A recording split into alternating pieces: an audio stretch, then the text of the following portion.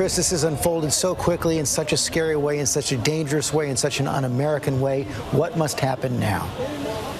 George, I've been spending the last 25 minutes or so trying to get the president on the phone myself to say this to him directly. I haven't been successful yet, but I'm going to continue to try, and it's pretty simple. The president caused this protest to occur. He's the only one who can make it stop. And it's not good enough. What the vice president just said is not good enough. What the president said is not good enough. The president has to come out and tell his supporters to leave the Capitol grounds and to allow the Congress to do their business peacefully. And anything short of that is an abrogation of his responsibility. He spoke to this crowd. His son spoke to this crowd and sent them on their way. And I don't know that they anticipated this was going to be the result, but it doesn't matter whether they did or they didn't. This is the result of their words. And so now their words must put a stop to this. And it's not good enough to say follow the law, be peaceful. You must say leave the Capitol grounds and let the Congress do their work peacefully. And I think anything short of that, as I said, George, is an abrogation of his responsibility of leadership as president and as a leader of this country. If we haven't seen it yet, why should we expect to see it now? George, I think all we can do is to continue to say it, and I'm going to try to, as I said to you, I got out of a meeting, saw what was going on, and tried to call the president immediately, and I've tried a number of different ways to get him, and I've not gotten him yet, but I think all of us who have been leaders in this country, especially those of us who have been Republican supporters of the president, need to say it to him directly and unequivocally. And I wanted, quite frankly, George, to say it to him directly before I came on air and said it to you. I'm sure you did. After 20, 25 minutes of trying, I have an obligation to ABC as well.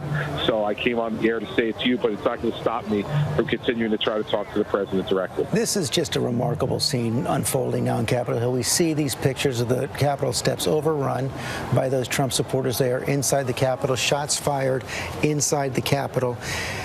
How does the country recover from this, Chris Christie? How does your party recover from this? Two very different questions, right, George? I think first and most importantly as to the country, I think it is the leaders of this country, both elected and non-elected, speaking out strongly against the fact that this is not acceptable, insisting that as quickly as possible, the constitutional obligations of the Congress that were supposed to happen today happen as quickly as possible and confirm Joe Biden's election as the next president of the United States. And when that happens, our country is a resilient country. We've survived much worse than this today, and the people of this country will recover. For us as a party, I think each Republican themselves is going to have to decide now whether they want to be counted or not, and what they're going to stand up and be willing to say. And I think history will long mark what you were willing to say and do today and what you were unwilling to say and do. And that's why I want to be really clear about the things that the president and the vice president have already said are absolutely insufficient. And anybody who looks at this scene, no matter whether you voted for Donald Trump, Joe Biden, or didn't vote at all, this is not what our democracy is all about. This is not what our country is all about.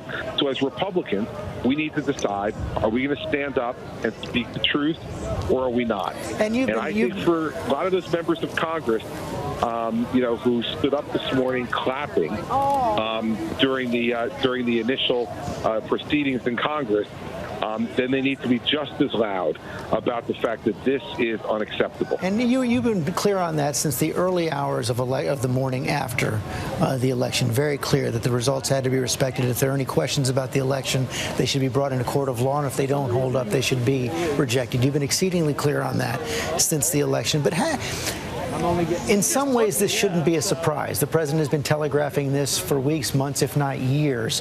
How do you reconcile the fact that it's unfolding this way, the fact that he's allowed it to unfold this way and incited it in this way, with the man you've known for more than 2 decades? I will tell you, George, that I think what I've seen And I really divide it into pre-election and post-election. Pre-election was politics, political decisions that he was making about how he wanted to conduct the campaign, as you know. And as I've been public about, I didn't agree.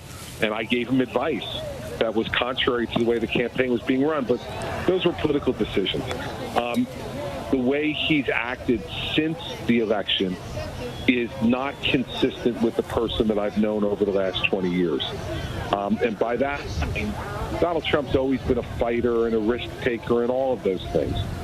But I've never seen him be the type of person who would allow this type of thing to occur, and in fact, to encourage it to occur. He's had respect for other institutions over the course of time and been someone who was involved in politics as a supporter of lots of different candidates, myself included, and supported the things that we did and the way we conducted ourselves in office, which was nothing like this. And I really think it's been the president's inability to accept his defeat and his enabling of some really bad people around him by letting them have access to him and listening to their advice. That has contributed to it as well. That's not to let him off the hook, George. It's to say that when you're not accepting defeat in politics, there will always be bad people who will give you and let you know what you want to hear, especially when you're president of the United States. And I think that's what's happened, and that's made it even worse. And as you said, he's not taking your phone call, at least not this afternoon. Christie, thank you very much. Hi, everyone. George Stephanopoulos here. Thanks for checking out the ABC News YouTube channel. If you'd like to get more videos, show highlights, and watch live event coverage, click on the right over here to subscribe to our channel. And don't forget to download the ABC News app for breaking news alerts. Thanks for watching.